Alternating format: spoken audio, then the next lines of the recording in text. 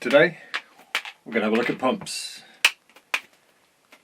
Cheap pump that comes with the more budget boards, or a better pump.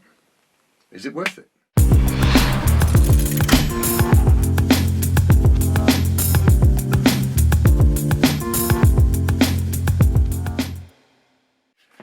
Okay, let's start with the cheap one. This is a 3.5 litre pump. I presume it's 3.5 litres. It looks about 3.5 litres. It doesn't say anywhere on it. And you're getting what you pay for. If you buy one of the sort of cheaper brands, they've got to cut corners somewhere, and they always tend to cut it with the pump. Now, it's not just Aquaplanet that supply the cheaper pumps. There are other companies out there that do have these single 3.5 litre dual action pump. Now what that means is there's a little plug in the back. So when it starts getting difficult, usually around 7 or 8 psi, you take that out, and what it does is then only inflates on the downstroke, whereas with it in, it's inflating on the up and downstroke.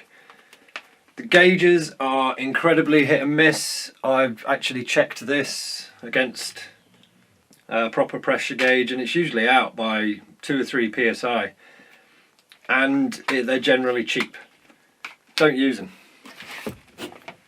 Hose, pretty cheap as well. You've got to keep an eye on these seals. They're not normally very clever either. So this is the Fanatic HP5.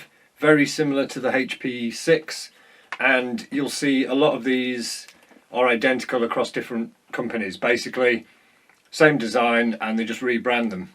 Now this has a 7 litre capacity.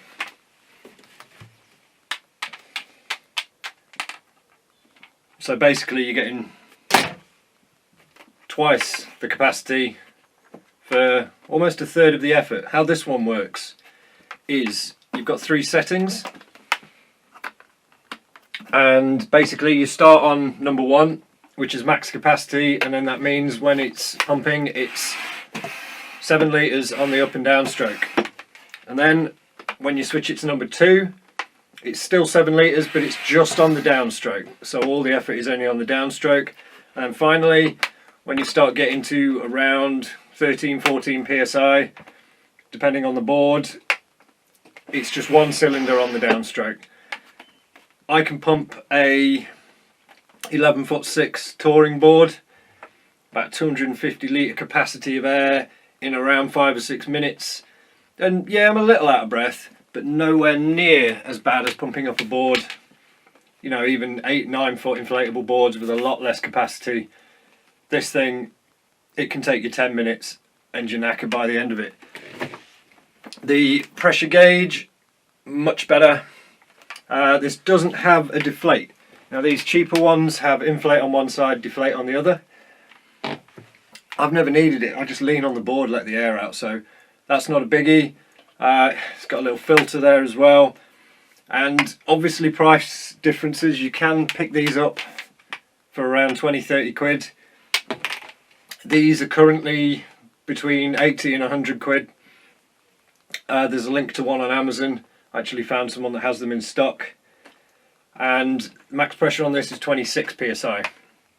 Max pressure on that, I wouldn't trust the gauge. It looks about the same, but basically throw them away, sell them, get rid of them. Waste of time all day long. Get one of these pumps. Now quickly, just at the end, I've had 2 electric pumps and sent them both back. Even a more pricier one cost around 120 quid, does up to 20 psi. Yeah, it does 20 psi, but it took 22 minutes. It's averaging a minute a psi. So, and it's loud. Even the more expensive ones are still loud. So at least with these pumps, it's not as obnoxious, it's not as loud. And that's all I use now. Just got one of those for all my SUPs. It's a no-brainer. Alright guys, take care.